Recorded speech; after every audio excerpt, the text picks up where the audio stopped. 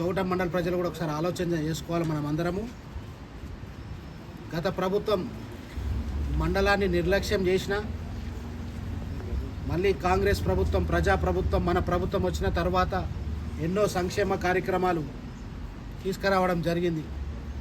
దాదాపు ఒక సంవత్సరంలోనే 350 ఇండ్లు తోట మండలంకే రావడం జరిగింది.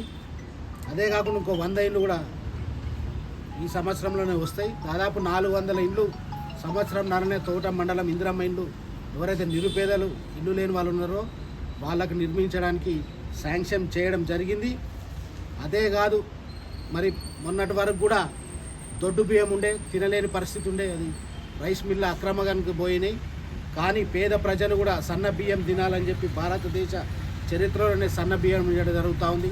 మరి కరెంటు బిల్లు కూడా 200 యూనిట్ల వరకు ఉచితంగా ఇవ్వడం జరుగుతుంది. కాబట్టి అదే కాకుండా మరి 10 సంవత్సరాల నుంచి ఒక్కటంటే ఒక్క రేషన్ కార్డు వాళ్ళు ఇవ్వలే.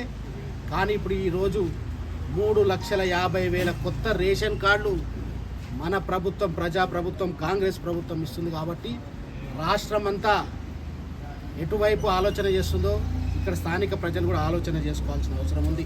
వాళ్ళు దొంగ మాటలు, మాయ మాటలు చెప్పి 10 సంవత్సరాలు మనను మోసం చేసిరు. ఈ ప్రాంత అభివృద్ధి నోచుకోలే. మళ్ళీ అభివృద్ధి పదంలో రావాలంటే రాబో స్థానిక సంస్థల ఎన్నికల కాంగ్రెస్ పార్టీని గెలిపించుకోవాల్సిన అవసరం ఉంది. ఇంకా ఎన్నో సంక్షేమ కార్యక్రమాలు ప్రజలకు అందించడానికి, ఎందుకంటే ఇది ప్రజాప్రభుత్వం, మన ప్రభుత్వం ఆలోచన చేసుకోవాలి. మరి ప్రభుత్వం కాంగ్రెస్ పార్టీ ఉంది కాబట్టి ఎంపీటీసీలు కానీ, సర్పంచ్లు కానీ, జెడ్పీటీసీలు కానీ కాంగ్రెస్ పార్టీ అభ్యర్థులను గెలిపిస్తే మన గ్రామాలు ఇంకా అభివృద్ధి చెందుతాయి, ఇంకెన్నో సంక్షేమ కార్యక్రమాలు అందుతాయి. కాబట్టి కాంగ్రెస్ పార్టీని ఆదరించి ఇది మన ప్రభుత్వం, మనందరి ప్రభుత్వం కాబట్టి ఆలోచన చేసి విజ్ఞతతో ఓటేయాలని కోరుతాము.